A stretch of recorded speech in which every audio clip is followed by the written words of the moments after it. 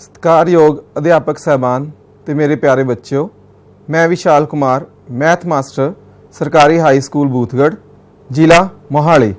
प्यारे विद्यार्थियों, असी पिछले लैक्चर दे विच संख्या प्रणाली चैप्टर जिहड़ा हैगा वो शुरू करिया सी।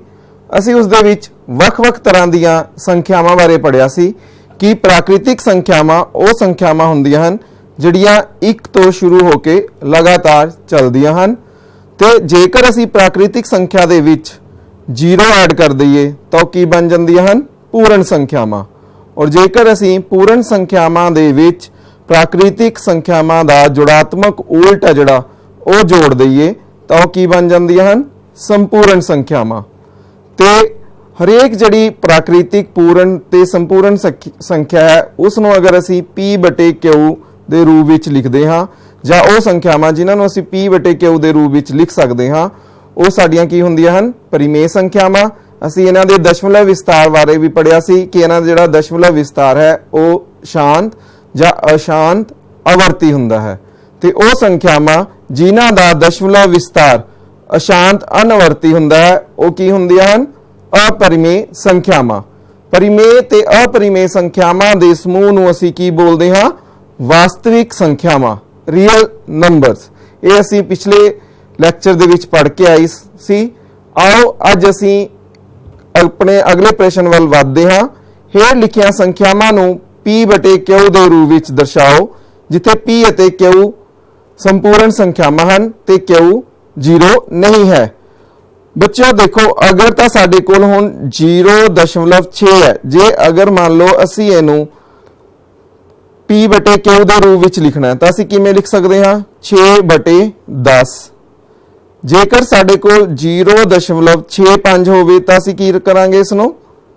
हाँ जी बच्चों, 65 बटे सब नूं पता है दशमलव दा असी 1 लगांदे हन तो पिछे जिन्ने दशमलव तो बाद साडे कोल डिजिट हन उन्नी असी की लगा दिंदे हां सिफर लगा दिंदे हां। पर जेकर साडे कोल जिहड़ी संख्या है वो बार दे रूप विच आ जावे तो इसनूं असीं P बटे Q दे रूप विच किवें दर्शा सकदे हां। आओ इहनूं असीं करके देखदे हां। असीं करदे हां, मान लो x बराबर है 0.6 बार। हुण बच्चों असीं करिया सी बार दा मतलब की है जिहड़ा 6 है वो बार बार आ रहा है ते चलदा ही जा रहा है क्योंकि की है साडे कोल अशांत आवर्ती है। इसनूं असीं की मान लैंदे हां समीकरण 1। हुण बच्चों इस संख्या दे विच x विच की है एक डिजिट दे उपर बार है तो असीं की करना है दोनों पासे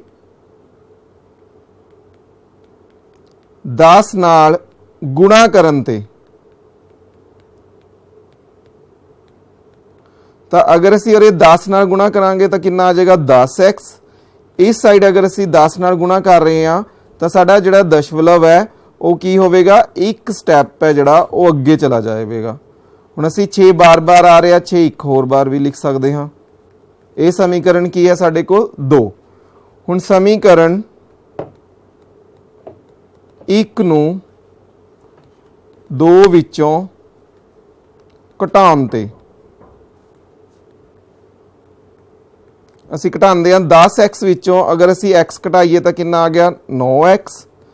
हुण इस साइड देखो बच्चों असी की करना है 6.666 बार विचों 0.66 है जिहड़ा वो की करना है माइनस करना है तो साडे कोल की आएगा पिछे साडा 0 0 आंदा जाएगा तो कितना बचेगा साडे कोल 6। इहदा मतलब साडे कोल जिहड़ा सज्जा पासा है उस विच साडे कोल कितना बच गया 6 तो x बराबर है 6/9।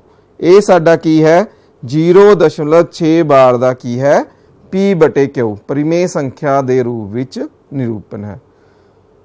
आओ एक होर लैंदे हां। अगर साडे कोल 0.34 यानी कि हुण साडे कोल 2 डिजिट दे उपर की है बार है तो असीं फिर की करदे हां x मान लैंदे हां 0.34 बार। तो इसका मतलब फिर की है साडे कोल जिहड़ा 3 4 है वो बार बार की हो रहा है रिपीट हो रहा है। ये समीकरण की है साडे कोल 1। फिर असीं हुण की करना है इनू किहदे नाल मल्टीप्लाई करनी है। साडे कोल 2 संख्यावां दे उपर बार आ रहा है इस करके असीं की करांगे दोनों पासे 100 नाल गुणा करन ते इस साइड साडे कोल आ जाएगा 100x ते सज्जे पासे जो असीं 100 नाल गुणा करांगे तो साडा जिहड़ा दशमलव है वो 2 स्टैप है जिहड़ा वो अगे चला जाएगा। ये समीकरण की है साडे कोल 2। फिर असीं लिखते हैं समीकरण 1 नूं 2 विचों घटाउण ते देखो 100x विचों अगर x घटा रहे हैं तो कितना आ गया साडे कोल 99x। इस साइड फिर हुई है दशमलव तो बाद वालियां साडियां सारियां संख्यावां आपस की हो गई, सिफर आ गया तो साडे कोल कितना बच गया 34 ते x बराबर है 34/99।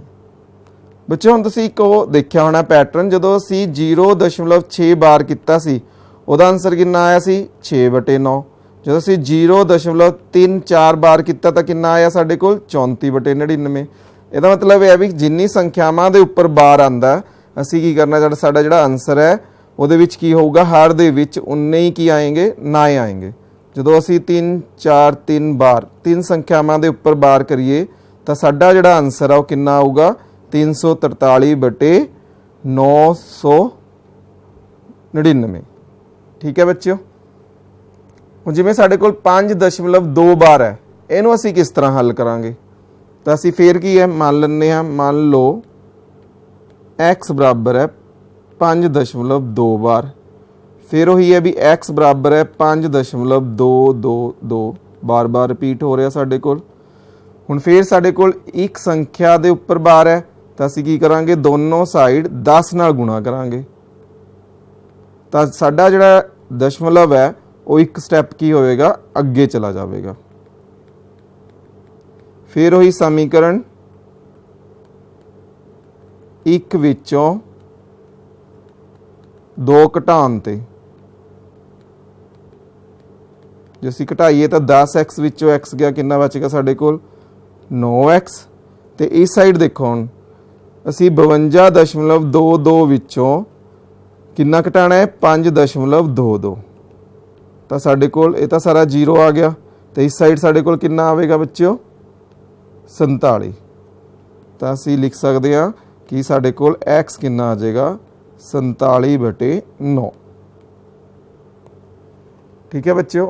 हुण ये आपां ने कीता भी जेकर सानूं संख्यावां दशमलव रूप विच दित्तियां होण तां असीं उहनां दा जिहड़ा दशमलव विस्तार है वो किवें कर सकदे हां। हुण देखो बच्चों इस क्वेश्चन ते पिछले क्वेश्चन दे विच की है फर्क है। पिछे की सीगा साडे कोल 5.2 बार सी ते हुण साडे कोल 0.52 बार है। हुण इस प्रश्न नूं असीं किवें करांगे x बराबर है 0.52 बार। असीं की करना है सब तो पहला ये 5 नूं दशमलव तो पहला लेके आना तो उहदे लई की करांगे असीं दोनों साइड 10 नाल गुणा करांगे।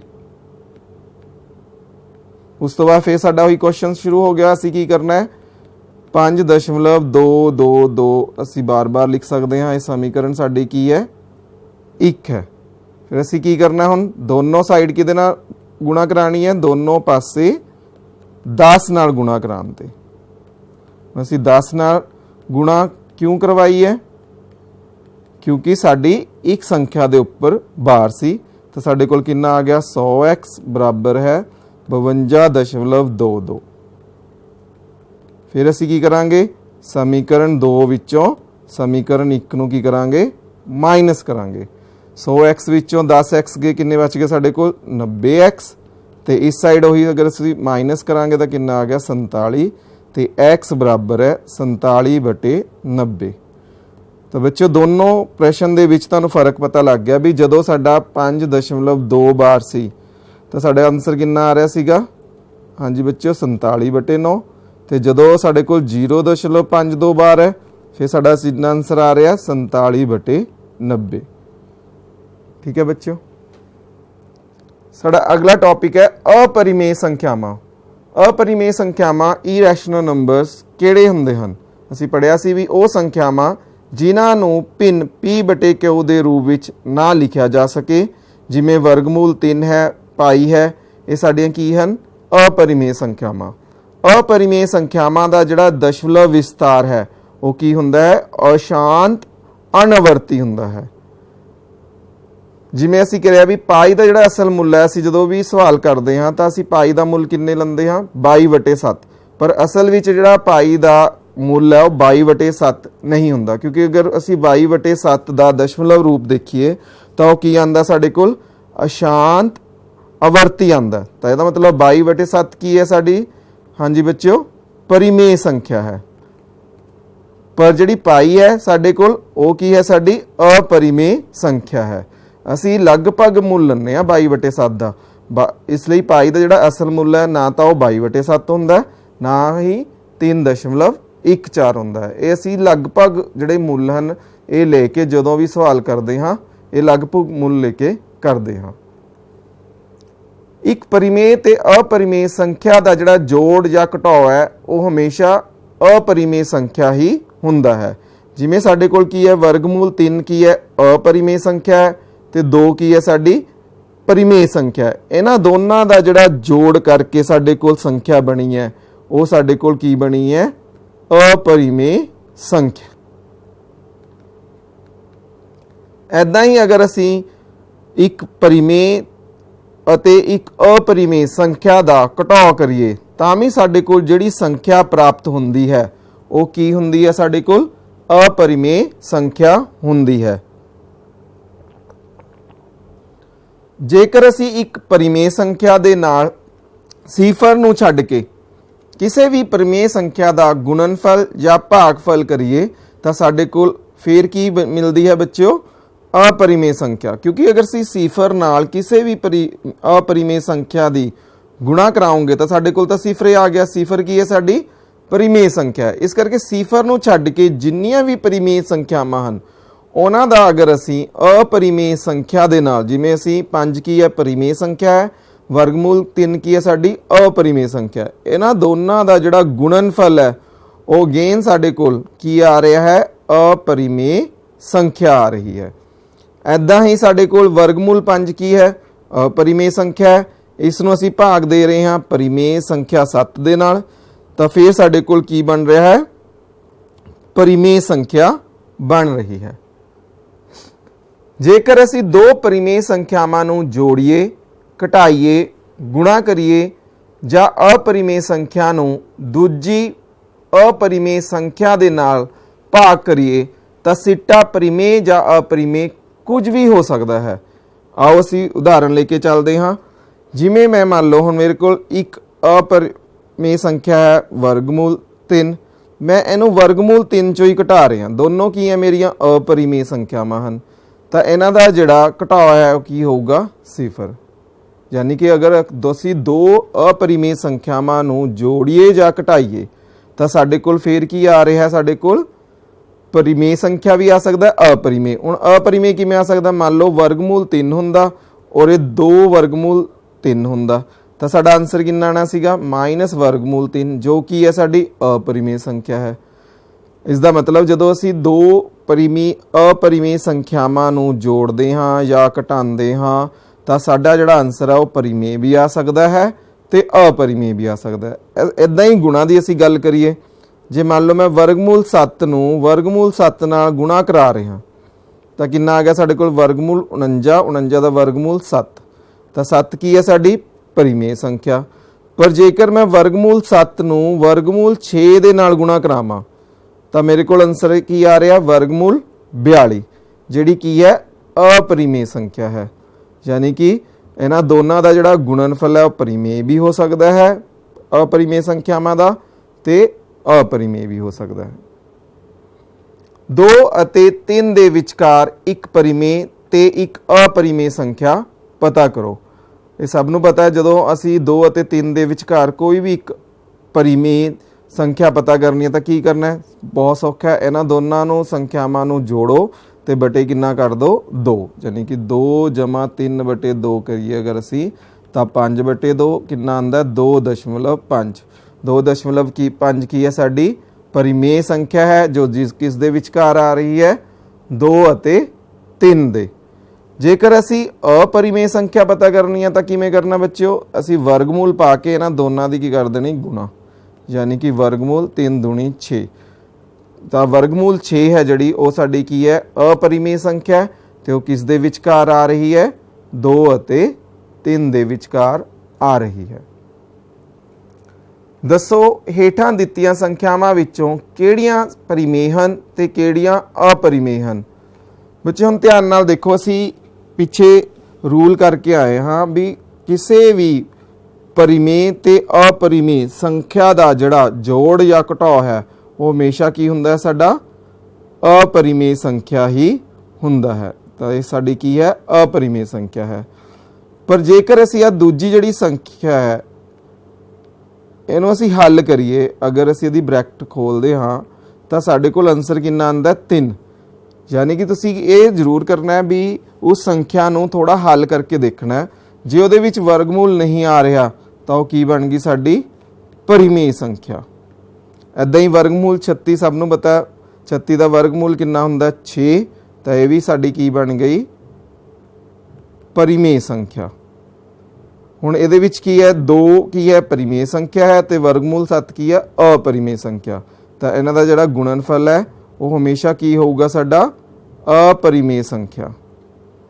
तो पंजवां जिहड़ा सवाल है, अगर असीं इहनूं हल करिए तो साडे कोल आंसर आंदा 2/3, क्योंकि वर्गमूल 7 नाल वर्गमूल 7 की हो गया?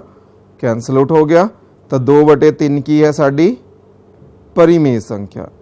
यानी कि जदों भी असी देखना है भी दित्तियां होईयां संख्यावां विचों किहड़ियां परिमेय हन ते किहड़ियां अपरिमेय, तो असी ये देखना भी अगर तो उस संख्या का जिहड़ा लास्ट वाले हल दे विच कोई भी वर्गमूल वाली रकम बच रही है तो वह की है? अपरिमेय है।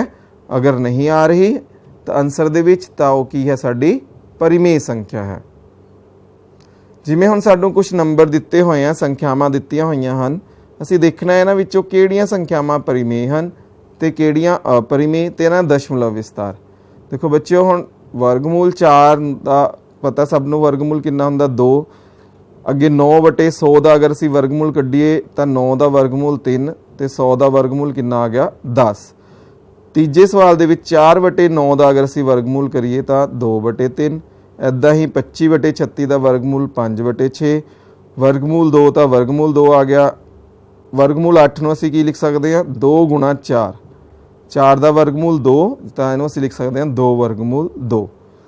ये की है साडे कोल? 5 की घात 1/3। तो अगे पाई है तो लास्ट विच 1 माइनस वर्गमूल 2 है।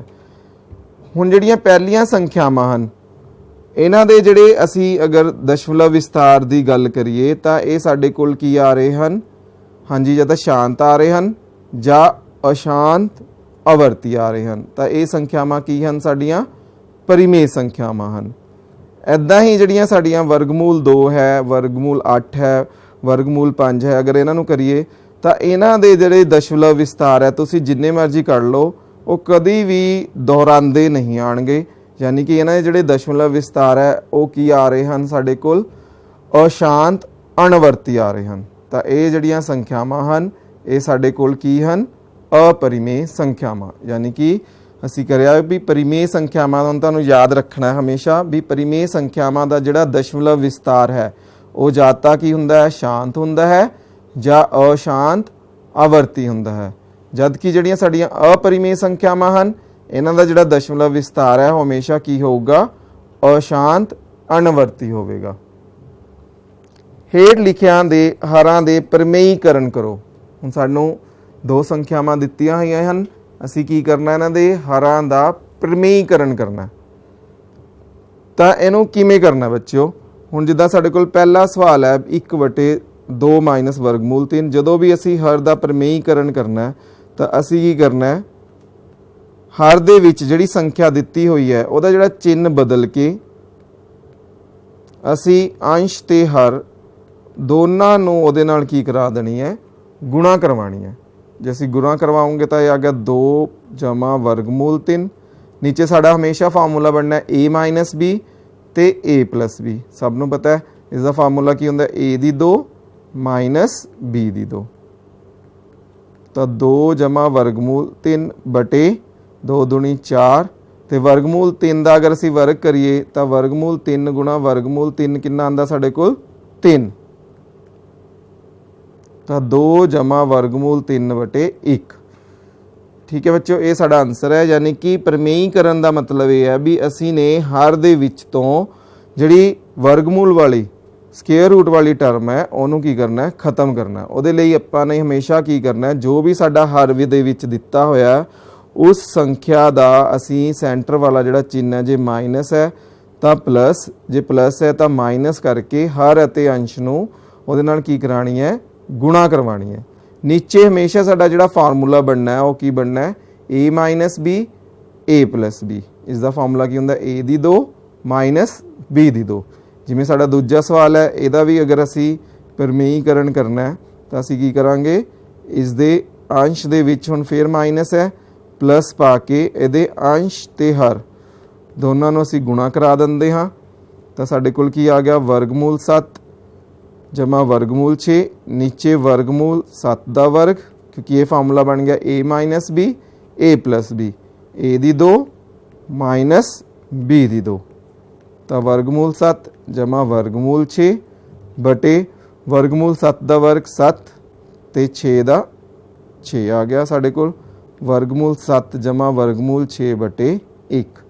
यानी कि जदों भी असी किसी भी सानू कोई संख्या दिती हुई है, असी उहदे हर का प्रमेयीकरण करना है, तो प्रमेयीकरण दे विच मान लो साढ़े को 2 संख्यावां आंदियां, तो असी की करना है, हमेशा उहदा सेंटर वाला जिहड़ा चिन्ह है वो बदल के अंश अते हर नूं गुणा करवानी है। तो अपना अपने आप जिहड़ा हर दे विचों वर्गमूल वाली रकम है जिहड़ी वो खत्म हो जाएगी। वास्तविक संख्यावां दे लई घात अंक नियम बच्चों तुसीं पहलां भी करे हैं भी, अगर 2 संख्यावां दे आधार, इहनूं की बोलदे हां असीं आधार बेस, ते साडीआं की हन पावर यानी कि घातां। जे 2 संख्यावां दे आधार बराबर होण तां उहनां दीआं जिहड़ियां घातां हन वो की हो जांदियां हन, एडअप हो जांदियां हन। जिवें मेरे कोल 2 दी घात 5 गुणा 2 दी घात 7 है, तो यदा जिहड़ा आंसर है वो की होवेगा 2 दी घात, क्योंकि इन्हां दे जिहड़े आधार हन वो की हन, बराबर हन। इस करके इन्हां दी जिहड़ियां घातां हन वो की हो जाणगियां, जमा हो जाणगियां। तो 2 दी घात कितना आ जाएगा साडे कोल 12। इदां ही a दी घात m सारे दी घात n होवे तो आंसर की आंदा a दी घात mn, यानी कि घातां आपस च की हो जाणगियां गुणा। जिदा a 2 दी घात 5 दी घात 7 होवे तो इसका आंसर कितना आवेगा, 2 दी घात 35। इदां ही अगर 2 संख्यावां दे आधार बराबर हैं पर वो भाग विच होण तो उन्हां दी जिहड़ियां घातां हन वो की हो जांदियां हन, घटा हो जांदियां हन। जिवें 2 दी घात 5 बटे 2 दी घात 7, जे असीं इहनूं हल करना तो कितना आंसर आऊगा, 2 दी घात 5 माइनस 7, यानी कि 2 दी घात माइनस 2। और जेकर 2 संख्यावां दे आधार बराबर ना होण पर उन्हां दी जिहड़ी घातां हन वो बराबर होण, जिवें 5 दी घात साडे कोल 3 होवे ते 2 दी घात भी 3 होवे। हुण ये दोनां दे की हन, आधार बराबर नहीं हैं पर इन्हां दी जिहड़ी घातां हन वो बराबर हैं, तो असीं इहनूं की लिख सकते हाँ, 5 गुणा 2 दी घात 3, यानी कि 10 दी घात असीं इहनूं 3 लिख सकते हाँ। आओ इन्हां दे बेस ते कुछ प्रश्न करिए। साडा पहला प्रश्न है 64 दी घात 1/2, इहनूं असीं हल करना है। देखो बच्चों 64 दी घात 1/2, इहदी घात दे विच हर दे विच की है 2, तो असीं एक अजिही संख्या सोचनी जिन्हों 2 बार गुणा करन ते 64 आंदा, या जिहदा वर्ग 64 होवे। तो 8 गुणा 8 सब नूं पता है, 8 गुणा 8 कितना हुंदा 64।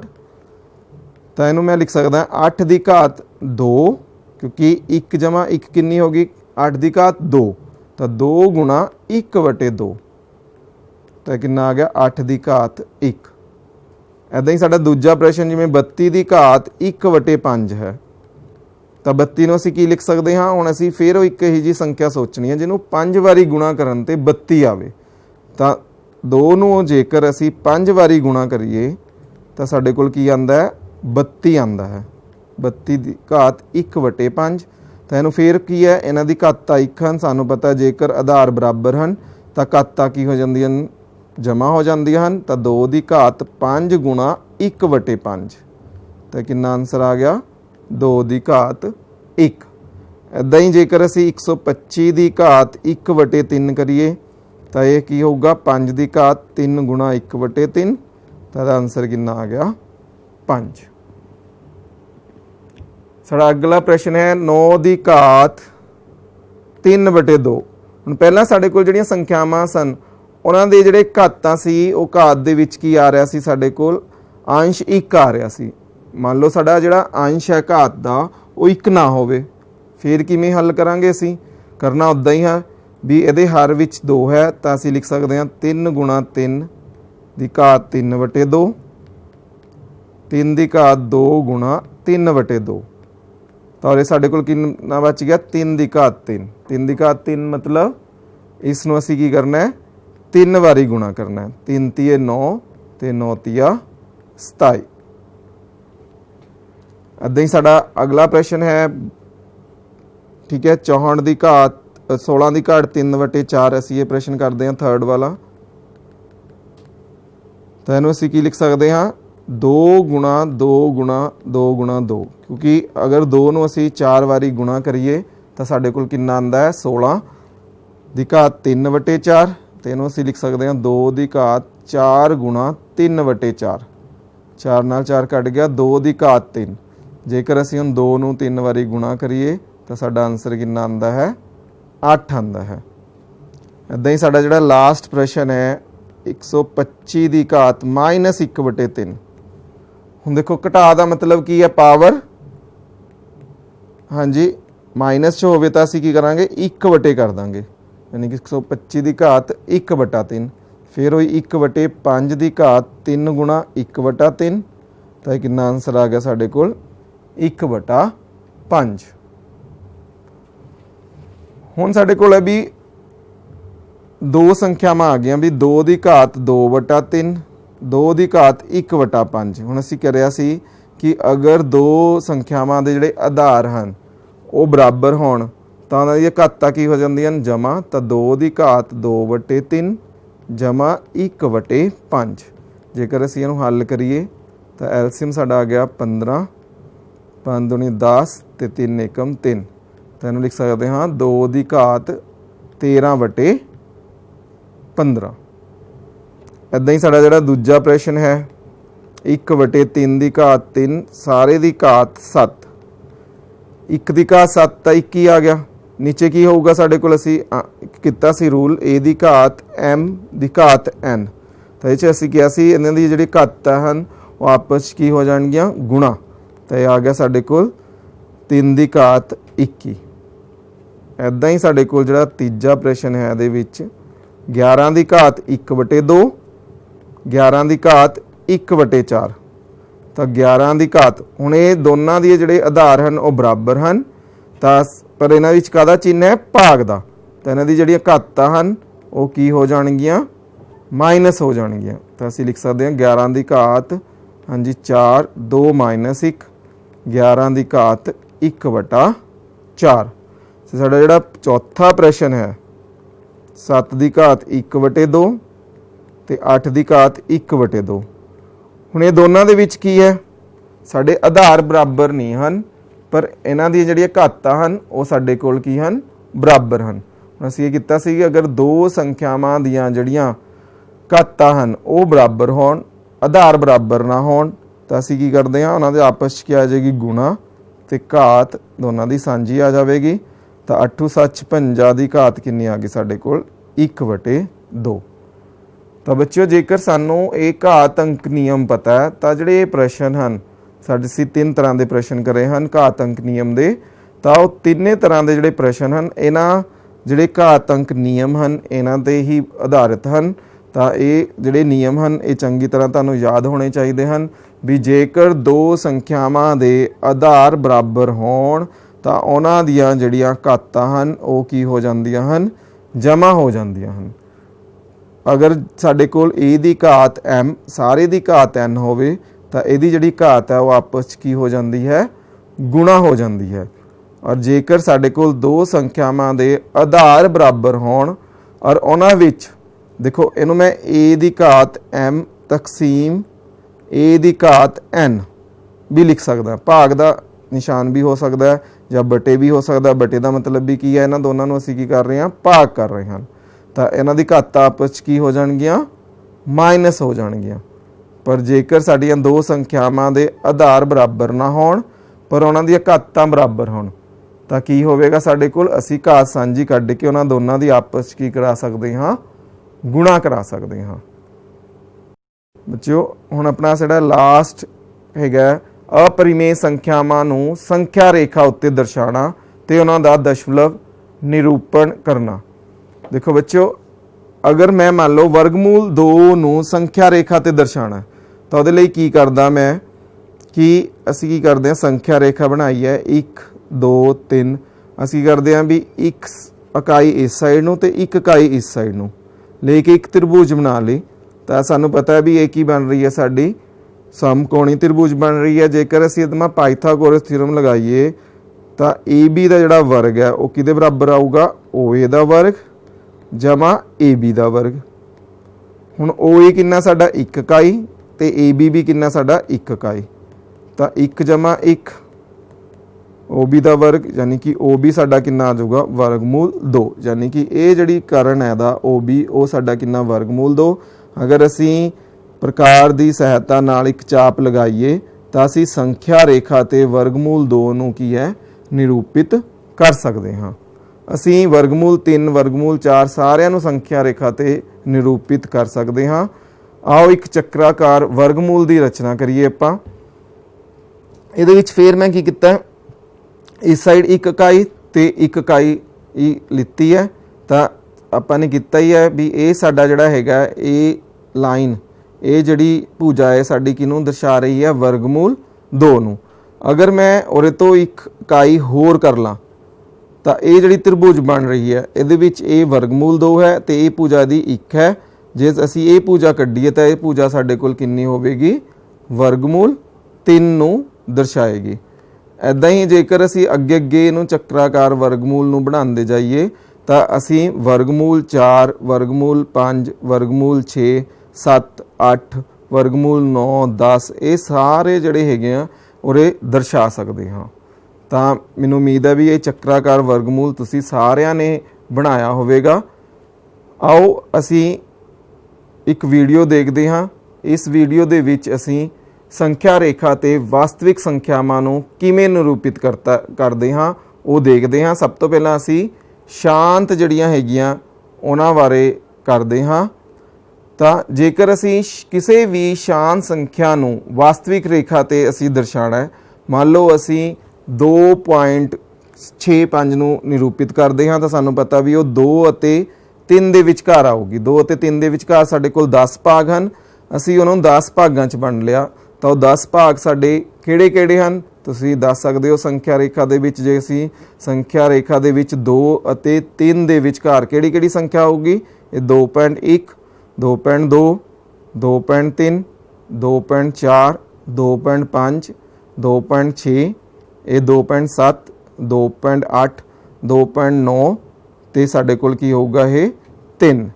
ਹੁਣ ਅਸੀਂ ਕੀ ਕਰਨਾ ਹੈ, ਸਾਡੇ ਕੋਲ ਜਿਹੜੀ ਸੰਖਿਆ ਹੈ ਉਹ 2.65 ਹੈ। ਹੁਣ 2.6 ਹੈ ਜਿਹੜਾ ਉਹ ਕਿਹਦੇ ਵਿਚਕਾਰ ਆਊਗਾ, ਹਾਂਜੀ 2.6 ਤੇ 2.7 ਦੇ ਵਿਚਕਾਰ। ਹੁਣ ਸਾਨੂੰ ਪਤਾ ਹੈ 2.6 ਅਤੇ 2.7 ਦੇ ਵਿੱਚ ਅਗੇਨ ਸਾਡੇ ਕੋਲ ਕਿੰਨੇ ਭਾਗ ਹੋਣਗੇ, ਇਸ ਦੇ 10 ਭਾਗ ਹੋਣਗੇ।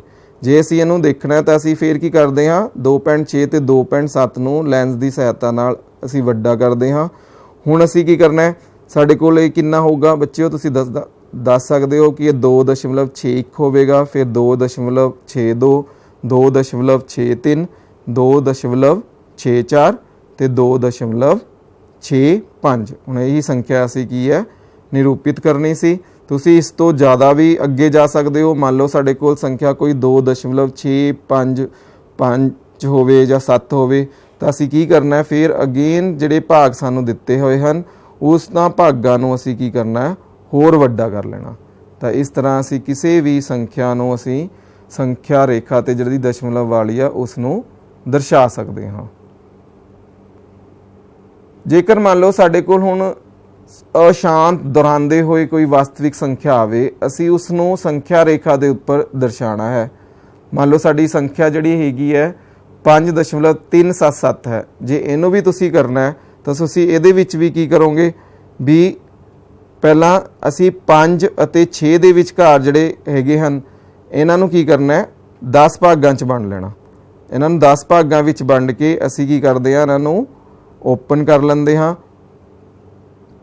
ਤਾਂ ਇਦਾਂ ਹੀ ਅਸੀਂ ਅੱਗੇ ਚੱਲਦੇ ਜਾਈਏ ਤਾਂ ਅਸੀਂ 5.37 ਬਾਰ ਨੂੰ ਵੀ ਸੰਖਿਆ ਰੇਖਾ ਤੇ ਦਰਸਾ ਸਕਦੇ ਹਾਂ। ਤਾਂ ਬੱਚਿਓ ਅੱਜ ਅਸੀਂ ਦੇਖਿਆ ਕਿ ਅਸੀਂ ਕਿਸ ਤਰ੍ਹਾਂ ਕਿਸੇ ਵੀ ਸੰਖਿਆ ਨੂੰ ਆਪਣਾ ਸੰਖਿਆ ਰੇਖਾ ਤੇ ਦਰਸਾ ਸਕਦੇ ਹਾਂ। ਅਸੀਂ ਕਿਸੇ ਵੀ ਦਿੱਤੀ ਹੋਈ ਸੰਖਿਆ ਨੂੰ ਉਸ ਦੇ P/Q ਦੇ ਰੂਪ ਵਿੱਚ ਕਿਵੇਂ ਦਰਸਾ ਸਕਦੇ ਹਾਂ ਤੇ ਘਾਤ ਅੰਕ ਨਿਯਮ ਦੇ ਹੈਲਪ ਦੇ ਨਾਲ ਅਸੀਂ ਆਪਣੇ ਸਵਾਲਾਂ ਨੂੰ ਕਿਵੇਂ ਕਰ ਸਕਦੇ ਹਾਂ। ਧੰਨਵਾਦ।